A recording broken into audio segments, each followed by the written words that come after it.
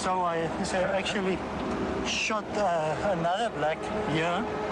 Oh, this is the chap that was eating the hamburger. Yeah, he was eating the hamburger, and he didn't thought I will actually shot him. So he smiled at me, and so I shot him afterwards in the stomach. Right, then what? Then I shot another one here. That's 3 so far. Yeah, that's 3 so far.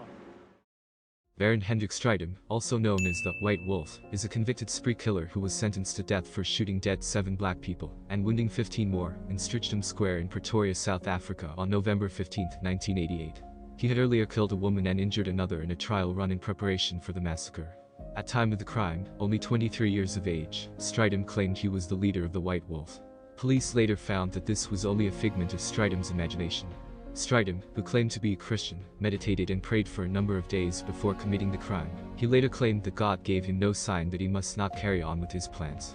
Strydom was sentenced to death, but the South African government declared a moratorium on capital punishment in 1990. He was released in 1992 by President F.W. de Klerk as one of 150 political prisoners, including Robert McBride, from the opposite end of the political spectrum. Strydom was granted amnesty by the Truth and Reconciliation Commission after the first democratic elections in 1994. The judge referred to how Strydom had walked up to a bus parked on the corner of Church and Prinsloo Streets, which was transporting patients accompanied by their nurses to the Hendrik Verwoerd Public Hospital, and shot 33-year-old Mashadi Catherine Mkwena through an open window. He fired a single bullet from his 9mm Vector Beretta pistol at her chest, and she died on the spot. The judge spoke about how Strydom had strolled up to 88-year-old Satswana Celine Nguna, who was seated on a pavement near the corner of Prose and Prinsloo Street selling sweets and trinkets to pedestrians, and shot her twice, once in her torso and once in her chest.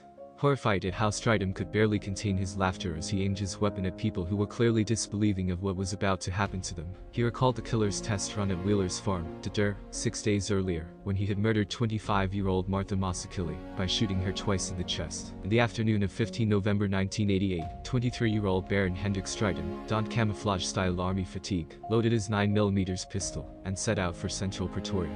His pockets bulged. He was carrying a further 2 magazines and 200 loose bullets. At around 3 p.m. he parked his car in Prinsloo Street and walked to Strijdom Square, specially chosen for its links to Prime Minister J.G. Strydom, who had strong apartheid ideals, and began shooting any black person who got in his way. After shooting one man outside the State Theatre, he crossed Church Street and headed towards Prinsloo Street. On the corner of Church and Prinsloo Streets, he shot 2 more people. One of his victims was a man standing in the street, another a woman sitting inside a taxi. Strydom carried on walking down Prinsloo Street. It was important to keep moving during the operation to keep the element of surprise, he explained. Strydom was smiling when he was finally handcuffed after a savagely racist spree, which left the prints of his combat boots and pools of blood on the piazza in front of the State Theatre, and on 5 city blocks around it. Justice Louis Harms, who sentenced the white supremacists to the hangman's noose in May 1989, said Strydom, who was wearing camouflage and a bell custom engraved with the words "White Wolf," was worse than other terrorists. He was prepared to shoot people while smiling at them and looking them in the eye, while the ordinary terrorist conventionally sets a bomb and doesn't come into direct confrontation with the victim, he said. Justice Harms, who had given the death sentence to a number of other apartheid-era killers, was shocked. He said Strydom had shown a lack of compassion and a cold-bloodedness he had never encountered or even heard of before. Harms was appalled by Strydom's overt self-satisfaction, which he said was a particularly chilling aspect of the killer's deliberate taunting of black South Africans throughout. The judge reminded the court that the mass murderer had said he would like to kill more black people, and would do so if he was a free man. His stated intention was to trigger a race war. Yet the state saw fit to give him amnesty, and Strydom, who showed no remorse, was released back into society, along with more than 100 others in 1992.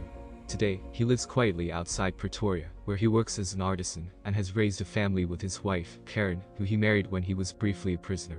A white supremacist still, Strydom is cited as one of the predominant martyrs of the Boer people, and a heroic inspiration for their struggle for a third republic. The threat remains, and if the ghost of that tormented young woman who gave birth to one of the world's most evil men has haunted him, it would be scant justice.